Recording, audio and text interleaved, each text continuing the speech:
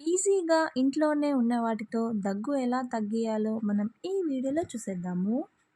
దగ్గు తగ్గాలంటే టాబ్లెట్స్ వేసుకునే అక్కర్లేదు. ఈ హోమ్ రెమెడీస్‌తో ఈజీగా దగ్గు తగ్గేలా మీకు హెల్తీ టిప్స్ నేను తీసుకొచ్చేసాను. అవేంటో చూసేద్దాము. లవంగాన్ని నోట్లో పెట్టుకొని సప్పరించాలి. ఇలా చేస్తూ ఉంటే దగ్గు తగ్గిద్ది. నెక్స్ట్ అల్లం టీ లేదా అల్లం రసం తాగాలి. మిరియాలు రసంలో బెల్లం కలిపి తాగాలి.